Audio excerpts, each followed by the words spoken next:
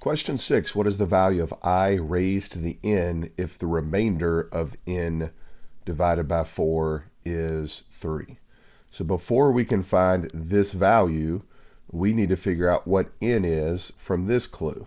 N divided by 4, the remainder of n divided by 4 equals 3. So this is kind of a complicated question, but let's just think about it for a second.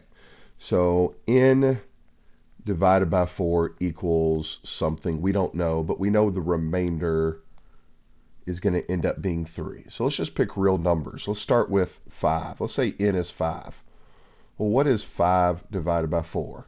Well, 4 goes into 5 one time with a remainder of 1. How about, so that doesn't match up. We need a remainder of 3. So let's go 6. What's 6 divided by 4? Well, 4 goes into 6 one time with a remainder of 2. So then we can conclude that 7 divided by 4, 4 goes into 7 once with a remainder of 3. So n could be 7.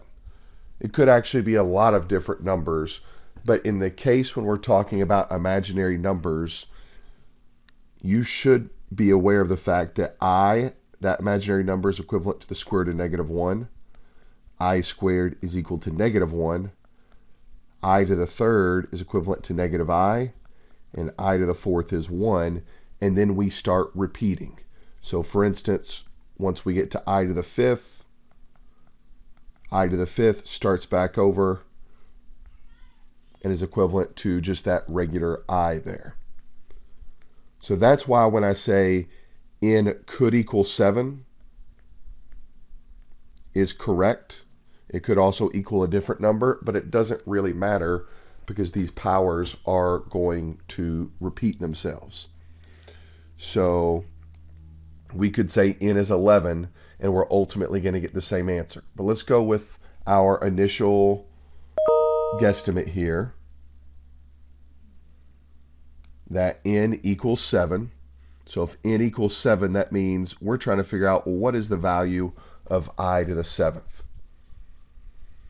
We can see again, here are the pattern of the imaginary numbers.